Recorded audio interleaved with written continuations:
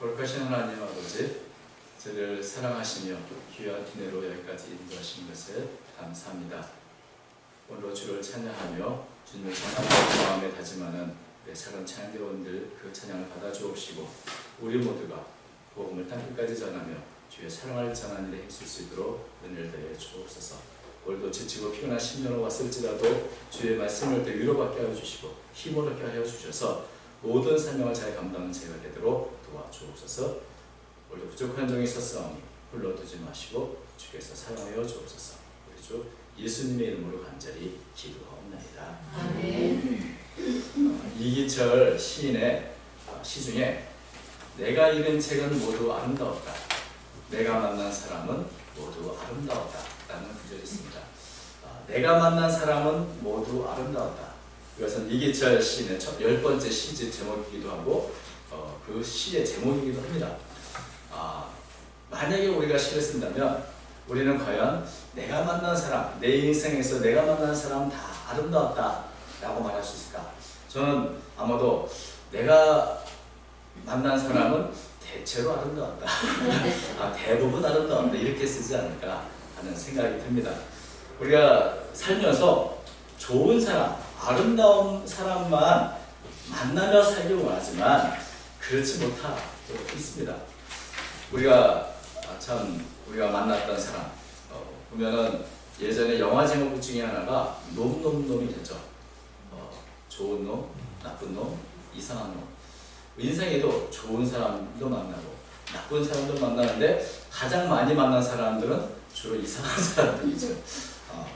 그러나 이 시인은 자신이 만났던 사람들을 다시 한번 돌이켜보니 이 모든 사람들이 결국 나의 인생을 풍요롭게 했고 나의 인생을 지루하지 않게 했던 그런 사람들, 모두가 사실은 다 아름다운 사람이었다 이렇게 고백을 하는 것입니다. 또 이런 제목과 달리 김혜자 시인이 쓴 수필집은 제목이 조금 다릅니다. 내가 만난 사람은 모두 다 이상했다. 책 제목을 보니까 굉장히 호기심이 생기고 도대체 어떤 이상한 사람을 만났나 이런 생각이 듭니다. 근데 이 시인의 이야기는 사람은 저마다 다 다르고 때로는 다 이상하다는 것이죠. 그런데 사람이 이상한 것 중에서 가장 이상한 사람은 어쩌면 자기 자신일 수 있다 이런 생각을 하게 됩니다. 그래서 세상이 좀 이상해 보이고 삶이 좀 독특하다 할지라도 누구나 다 살만한 가치가 있다. 왜냐하면 나도 이상하고 내가 만난 모든 사람 다 이상했으니까 이런 고백을 하는 것을 보게 됩니다. 여러분이 인생을 살면서 여러분이 만난 사람들은 어떤 사람들을 만났습니까? 나를 만난 사람들은 나를 어떻게 기억할까요? 우리가 인생을 살면 참 많은 사람을 만납니다. 아름다운 사람, 좋은 사람, 나쁜 사람, 이상한 사람, 수없는 만남으로 우리 인생이 이루어지게 되는데 어떤 만남은 그냥 잠깐 만남이지만 우리의 인생에 큰 전환점을 가져다주는 그런 만남도 있습니다.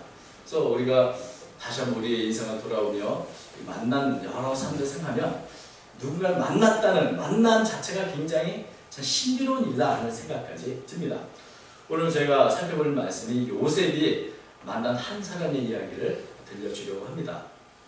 그 사람의 이름은 이름도 나오지 않고 또 짧은 기간 잠시 우연히 만났던 그런 사람입니다. 그런데 이 사람 때문에 요셉은 지금까지 사는 인생과는 전혀 다른 새로운 일을 걸어가게 되는 것을 보게 됩니다. 이름도 모르는 우연히 만난 짧은 만남이 요셉의 인생을 아예 바꿔놓게 되는 것을 보는 것입니다. 오늘 본문 이야기를 좀 더 하면 야곱이 요셉을 불러서 형들이 있는 세겜으로 내가 너한테 보내겠다. 세겜에 가서 형이나 또 양들이 잘 있나 한번 좀 보고 와달라 이렇게 명령을 합니다. 세겜은 그 이전에 창세기 34장을 보면 요셉의 아들들인 레위와 시몬이 세겜에 있는 이 하몰 집안을 다 몰살시켜서 원수를 갚았던 그런 곳입니다. 근데 그곳과 멀지 않은 바로 세겜에서 양을 치고 있으니 야곱이 때로는 아들들이 걱정된 것이죠. 그래서 가서 잘 있는지 좀 보고 와달라고 요셉을 세겜으로 보낸 것입니다. 이때 이제 요셉의 나이가 17살이죠. 우리가 아는 것처럼 요셉은 야곱의 특별한 사랑을 받고 채색 옷을 입고 살던 이런 사람인데 아버지의 그 명령을 따라서 세겜으로 갑니다.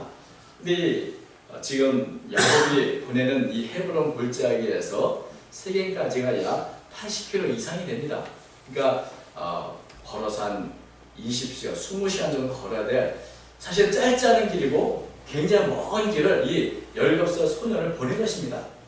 그만큼 세겜에서 형들이 잘 있는 이게 궁금한 것이죠. 그래서 요셉을 보냈는데 요셉은 이 먼 길을 갔습니다. 그런데 세겜에 가보니 형들이 없습니다. 세겜 자체가 아마도 요셉이 이렇게 익숙한 지역이 아닐 텐데 형들이 어디 있는지 찾지 못하겠는 거죠. 그래서 여기저기를 그냥 요셉은 그 형들의 행방을 찾아서 헤매고 다닙니다. 아버지의 명령도 있고 또 한편으로는 형들에 대한 안부가 좀 걱정도 되고 그러니 이 세겜을 여기저기 다니면서 방황하며 헤매고 있는 겁니다. 근데 이렇게 세겜을 그 들을 헤매며 다니는 이 요셉을 보는데 보면 참 이상해 보이죠. 채색 옷을 입은 한 젊은 소년이 세겜에 온 들을 여기저기 헤매며 방황하고 지낸다. 이 모습을 보면서 한 사람이 말을 걸어왔습니다. 오늘 15절에 이렇게 있습니다. 어떤 사람이 그를 만난즉 그가 들에서 방황하는지라 그 사람이 그에게 물으되 네가 무엇을 찾느냐. 이 어떤 사람이 누군지 모르는데 요셉이 방황하는 것을 보며 찾아왔습니다. 그래서 너 도대체 왜 이렇게 방황하냐? 왜 이렇게 헤매냐? 말을 걸어온 것이죠. 어떻게 보면 우리가 대개 성경을 보거나 이야기를 끌어가면 요셉이 세겜에 갔더니 어떤 사람이 있어서 그 사람에게 물어봤다. 우리 형이 있는 곳이 어떤지 아십니까? 이게 이제 정상인데 거꾸로 요셉은 헤매고 다니고 그곳에 한 사람이 와서 요셉을 찾아 묻습니다. 도대체 너는 왜 이렇게 방황하고 헤매느냐? 무엇을 찾느냐? 그랬더니 요셉이 말합니다. 우리 형을 찾습니다. 혹시 형이 있는 곳을 아십니까? 이거 보면 요셉이 헤매고 다니는 이 모습이 아마 이 사람들에는 굉장히 이상하게 보였기 때문에 말을 걸어왔을 것입니다. 그런데 마침 이 사람은 요셉의 형들이 있는 곳을 알고 있었습니다. 내가 들으니까 그들이 세겜을 떠났는데 갈 때 도단으로 간다고 하던데 이런 소식을 전해준 것이죠. 그래서 형들의 소식에 대해서 드디어 요셉은 도단으로 갔구나. 이 도단은 세겜에서 북쪽으로 또 22km 떨어진 곳입니다. 굉장히 먼 거리로 한 4시간 이상을 걸어야 할 그런 거리인 것이죠. 이렇게 방황하고 있는 요셉을 만나서 갈 길이 없다. 형들이 어디 있다는 것을 알려줬던 이 사람은 굉장히 참 요셉에게는 고마운 사람입니다. 참 갈 길을 몰랐을 때 갈 길에 대해서 알려준 안내자 역할을 했던 이 사람은 정말 천사와 같은 삶인 것이죠. 그래서 어떤 사람은 정말 이 사람은 요셉의 인생에 나타난 천사였다라고 이렇게 해석을 하는 분도 있습니다. 어디로 가야 할지 모를 때 나에게 정확하게 알려주는 그런 사람, 비록 우연히 만났지만 그 사람은 정말 천사와 같은 역할을 한 사람인 것이죠. 그래서 이 우연히 만난 한 사람 때문에 요셉은 드디어 다시 방향을 전하고 도단이구나. 22km 떨어진 그곳을 또 열심히 가서 드디어 이제 도단에서 형들을 만나게 됩니다. 요셉은 이 형들을 만나기 위해서 자신이 있는 헤브론 골짜기에서 도단까지 100km를 이렇게 걸어온 것이죠. 참 이렇게 힘들고 어려운 과정을 통해서 형들을 만났을 때 요셉이 얼마나 기뻤겠어요. 그죠? 근데 요셉을 바라보는 형들은 그렇지 않았습니다. 요셉이 오는 것을 보면서 저 요셉을 우리가 죽여버렸겠다. 그런지도 모르고 요셉은 지금 형을 만났다고 반갑게 맞이하는 것이죠. 형들은 요셉을 죽이려 했지만 나중에 보니까 은 20을 팔고 이스마엘 사람들에게 팔아넘겼습니다. 그래서 이제 아버지의 명령대로 그 먼 길을 형들을 위해서 왔던 요셉은 아버지와 고국을 떠나서 애굽으로 팔려가서 평생을 애굽에서 살게 됩니다. 그 참 17살의 요셉이 이제 이렇게 자신의 인생에서 가장 어려운 과정을 겪는 첫 출발이 되는 것이죠. 이 종살이, 또 감옥살이, 험나고 먼 이 인생의 여정이 이제 드디어 요셉에게 시작된 것입니다. 그래서 이것을 보면 요셉이 세겜 들판을 헤맬 때 그를 도와준다고 만났던 그 사람을 차라리 만나지 않았으면 좋지 않았을까? 만나지 않았다면 22km 떨어져 있는 형들에 대해서 어떻게 알겠어요? 그래서 열심히 세겜 들판을 헤매다가 되돌아와서 아버지 세겜에 가니 어떤데요? 라고 하면 아마 잠시 마음은 좀 요셉이나 야곱이 쓰라렸겠지만은 적어도 억울한 이 비극적인 그리고 암울했던 그 종살이나 또 감옥 생활은 면할 수 있었을 것입니다. 그래서 결국 이름도 모르고 어디서 온 사람도 모르는 이 우연히 만난 한 사람 때문에 요셉의 인생은 달라졌다라고 말할 수도 있는 것입니다. 요셉의 인생을 어떻게 보면서 영향을 가장 크게 미친 한 사람 중에 바로 이 어떤 사람이 있는 것입니다. 그래서 이것을 보면 야 이게 우연히 만난 한 사람이 이렇게 인생을 달라 바꿔놓을 수도 있고 이 사람은 아무도 선한 의도로 요셉을 도와주고 했지만 그런 것이 우리의 인생에 어떻게 보면 정말 치명적인 큰 영향을 미칠 수도 있구나 하는 것을 생각하게 됩니다. 그런데 그래서 이 요셉이 자신이 만난 이 사람에 대해서 어떻게 생각해요? 그 사람을 생각할 때 어떤 생각이 들까요? 아마도 처음에는 천사로 여겼고 나를 도와주려 했던 사람이라고 생각했지만 아주 모진 종살이를 할 때나 아주 고통스러운 감옥살이를 할 때는 그 만남이 나에게는 참 불행한 만남이었다. 잘못된 만남이었다. 내가 만나지 않았으면 그때 만나가지고 내가 이곳을 한다. 이런 생각을 하지 않겠습니까? 그때 내가 그 사람 만나지 않거나 아니면 그 사람이 말할 때 그걸 듣지 말았어야 했어. 그걸 내가 들었기 때문에 결국 나는 이렇게 끌려와서 종살이도 하고 감옥살이를 하는 거 아니야. 그래서 형들에 대한 원망도 있지만 또 이 사람에 대한 이 사람을 만난 것에 대해서 굉장히 참 불행한 만남으로 기억하고 있을지 모릅니다.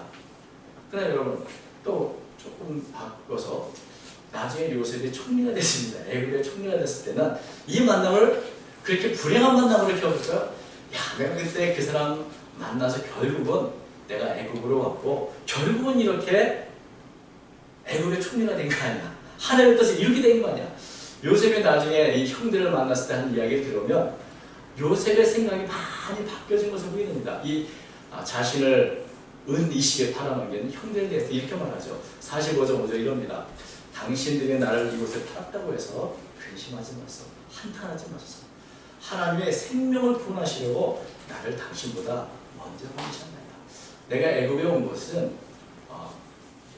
형들이 팔아넘겼기 때문이 아니라 그 모든 것 배후에 특별한 하나님의 계획, 특별한 하나님의 섭리 이런 것들 때문에 내가 먼저 이곳에 오게 된 것입니다.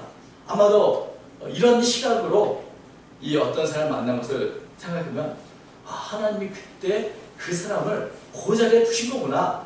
그 사람을 내가 만나서 형을 만날 수 있었고 내가 이곳까지 온 것을 생각하면 그 사람은 정말 천사였을지 모르겠다. 하나님의 특별한 사명을 위해서 나에게 보내산지 모르겠다. 이런 생각을 다시금 했을지도 모릅니다. 어쩌면 그 사람은 나에게 축복의 통로입니다. 그 짧은 한마디가 형들의 있는 곳을 알려줬던 그 말 한마디가 나에게는 정말 축복의 통로 같은 그런 역할을 하는 사람이었네 라고 생각할지 모릅니다. 그래서 나중에 요셉은 또 반복해 이런 말도 하죠. 50장 20절에 보면 당신들은 나를 해하려 했으나 하나님은 그것을 선으로 바꾸사 오늘과 같이 많은 백성의 생명을 구원하게 하시려 하셨네. 그러니까 지금 처음에는 불행이다, 잘못된 만남이다, 후회했었던 모든 것들을 하나님은 선으로 바꾸셔서 결국 하나님께서 이 모든 백성들을 구원하시기 위한 도구로 나를 사용하려고 그런 과정이 있었구나라는 고백을 한 것입니다. 그래서 요셉은 이런 모든 것이 우연이 아니고 하나님께서 특별한 인도와 특별한 섭리 가운데 일어난 일이구나. 내가 만났던 모든 사람들이 결국 이런 하나님의 특별한 계획 속에서 만났던 것이구나. 그것을 깨닫게 된 것을 보게 됩니다. 사실 이 요셉이 만난 이 이름을 그 사람, 요셉의 인생을 변화시키는 계기가 됐던 이 사람은 요셉에게는 축복의 통로인 것을 우리가 알게 된 것이죠. 그런데 이런 일들이 요셉에게만 일어난 것은 아닙니다. 우리가 보기에 우연히 만났던, 또 우리가 보기에 참 평범하고 별 볼일 없는 사람을 만남으로 해서 우리에게 인생이 달라지거나 또 우리 인생에 큰 역전의 기회가 일어난 그런 경우들을 성경에서 여러 번 찾아볼 수 있습니다. 간략하게 두 사람만 찾아보면, 우리가 잘 아는 이 나만 장군, 아람 왕의 군대 장관이고, 그러나 이 문둥병에 걸렸었습니다. 그러나 자기 집에 포로로 잡혀와서 종살이하던 한 계집 유다 소녀가 우리 엘리사 선지자를 만났다면 그까지 다 고칠 수 있는데, 이런 말 한마디 듣고 이 이름 없는 소녀 때문에 나만 장군의 인생이 달라지죠. 병도 고치게 되고 하나님을 섬기는 그런 사람이 된 것을 우리가 알고 있습니다. 또 삼손은 어떻습니까? 삼손이 들릴라 때문에 나중에 블레셋에 잡혀서 눈도 다 뽑히고 블레셋 사람들 앞에 조롱거리가 됐습니다. 눈이 뽑혀서 앞을 보기 수 없게 되니 삼손이 마지막으로 만난 사람은 블레셋에 종살이하는 한 소년이었습니다. 그 소년이 누군지도 모르지만 그 소년이 부탁합니다. 나를 이 큰 건물에 버팀목을 하는 그 두 길의 자리를 좀 인도하라. 그랬더니 이 소년이 바로 그렇게 이 기둥으로 삼손을 인도하죠.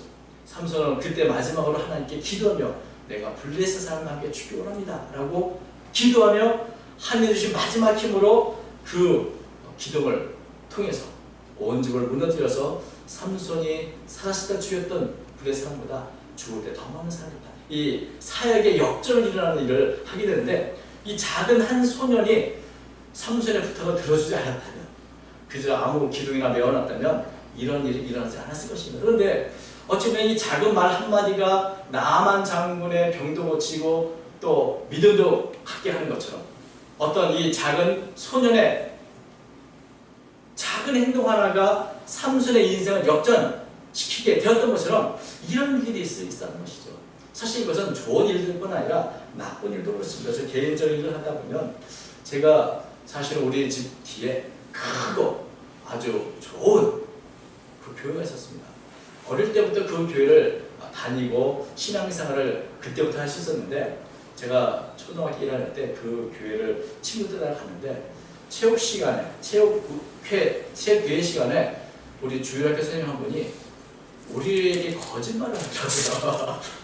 우리가 이겼는데 졌다고 이렇게 해가지고 우리가 졌습니다. 그때 상처를 받아가지고 교회를 나가지 않았죠.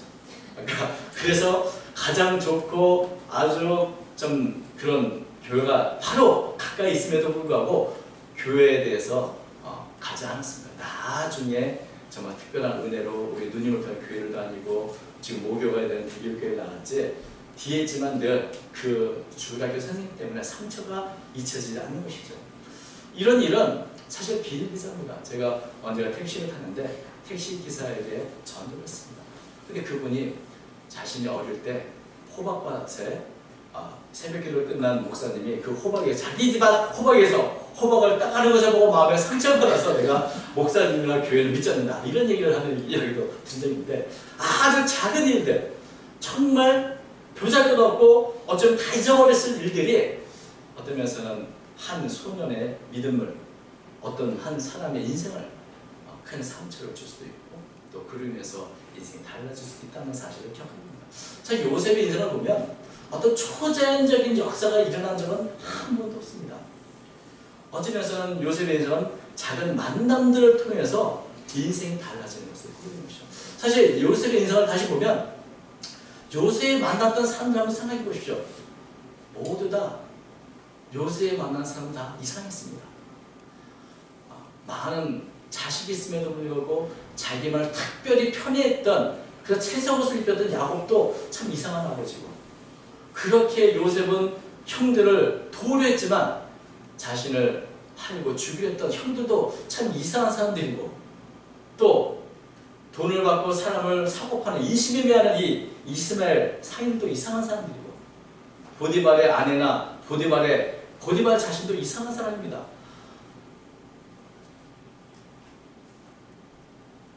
성실하고 순수한 이 청년을 나쁜 죄목으로 누명을 씌웠던 이 보디발의 아내도 이상하지만 아내 말만 듣고 요셉을 감옥에 쳐넣은 보디발도 사실 이상한 사람이죠. 또 이런 요셉에게 은혜를 주어서 모든 간수 일을 맡게 했던 이 간수장도 이상한 사람이고, 또 요셉이 꿈 해몽을 해준 바로왕의 술 맡은 관원이나 떡 맡은 관원도 사실은 이상한 사람입니다. 더 이상한 것은 꿈 해몽을 잘해줬다고 하루아침에 총리 요셉을 총리로 세운 이 바로왕도 참 이상한 사람이죠. 어쩌면 인생에 이상한 사람들 가득 찼습니다. 근데 그 중에서 가장 이상한 사람 누군가? 요셉 자신입니다. 요셉은 감옥에서 또 종살이 하면서도 항상 성경에는 그는 하나님이 함께 하셔서 형통하였더라. 이런 상황에서도 계속해서 형통의 길을 걸어가는 요셉이야말로 사실은 이상한 사람 중에서도 가장 이상한 사람이었습니다. 왜 이렇게 되었는가? 눈에는 보이지 않지만 요셉의 삶 속에는 하나님께서 함께 하셔서 철두철미하게 지휘하고 간섭하시고 요셉과 만나는 모든 사람들을 배후에서 역사하셨기 때문에 결국 요셉은 우리가 아는 하나님의 선하신 뜻을 이루는 도구가 될 수 있었던 것입니다. 요셉이 만났던 모든 사람들은 돌이켜보면 다 이상했지만 아름다운 사람들이었습니다. 요셉을 도와주었던 사람뿐 아니라 요셉을 누명씌우고 요셉을 힘들게 했던 그 모든 사람도 돌아보면 다 하나님의 뜻을 이루기 위한 아름다운 도구였다 고백할 수 있는 것입니다. 그래서 요셉은 나의 모든 것을 선으로 받고 싶다. 이것을 시인의 언어로 말하면 내가 만난 모든 사람은 다 아름다웠다. 이런 것이 될 것입니다. 여러분, 우리의 인생을 한번 돌아보십시오. 여러분이 만난 사람들을 다시 한번 생각해 보십시오. 참 이상한 사람들로 가득 차 있을지 모릅니다. 우리를 힘들게도 하고 억울하게도 하고 우리의 인생을 바꿔놓기도 했던 그런 사람들이 우리의 인생 곳곳에 나와 있습니다. 그러나 그 인생에서도 그 가장 이상한 사람은 어쩌면 우리 자신일지 모릅니다. 어쩌면 우리가 하나님을 알고 섬기고 믿고, 그리고 무엇보다 우리가 사순절 기간을 지났는데 이해할 수 없는 특별한 은혜와 사랑을 우리에게 베풀어 주셔서 그 은혜를 안고 살아가는 우리들이야말로 어쩌면 가장 이상한 사람일지도 모릅니다. 신비스러운 하나님의 사랑과 은혜를 잊고 살아가는 성도들이야말로 세상에서 가장 독특하고 이상하고 그리고 가장 아름다운 사람인 것입니다. 우리가 만났던 모든 사람들과 우리가 겪었던 모든 사건들 배후에 하나님의 섭리와 하나님의 인도와 하나님의 계획이 있음을 안다면 우리도 요셉처럼 고백할 수 있을 것입니다. 하나님 그것을 선으로 받고 싶다. 내가 만난 사람은 모두 아름다웠다. 여러분, 우리는 지금까지 수많은 사람을 만났고 또 수많은 사람을 만나게 될 것입니다. 그러나 그 모든 사건과 만남의 배후에 하나님이 계시다는 사실을 잊지 않으시기 바랍니다. 또 우리 자신이 다른 사람에게 때로는 우리도 알지 못하는 사이에 다른 사람의 인생에 큰 영향력을 끼칠 수 있다는 사실도 우리는 잊어서는 안 됩니다. 성도는 사회의 빛이요 소금입니다. 우리가 만나는 모든 사람에게 선한 영향력을 끼치고 축복의 통로가 되어야 하는데 자칫하면 우리가 무심코 했던 말로, 우리가 무심코 했던 행동으로 오히려 다른 사람의 축복의 길을 막을 수도 있다는 사실을 우리는 기억해야 하는 것입니다. 그래서 우리는 날마다 하루하루 최선을 다해 우리가 하는 말, 우리가 하는 행동, 그 모든 것에 조심해야 되고 은혜로운 말과 덕스러운 행동을 하도록 최선을 다해야 하는 것입니다. 하루하루 우리가 이렇게 은혜로운 말과 덕스러운 행동할 때 우리는 알지 못하지만 우리를 기억하는 많은 사람들이 우리의 이름은 기억할지 모르지, 우리의 이름은 잊어버리고 기억해주지 못할지 모르지만 내가 그 사람 때문에 인생이 달라졌다고 하는 그런 고백을 하게 될지도 모르는 것입니다. 여러분, 다른 사람이 우리를 어떻게 기억할까? 우리의 이름이 아니라 우리가 행했던 선한 행동으로 또 선한 의도와 선한 은혜로운 말로 그들의 인생이 달라지고 다 변화된 그 사람은 나에게 축복의 통로 같은 사람이었다라고 기억해낸 그런 아름다운 삶을 살아가는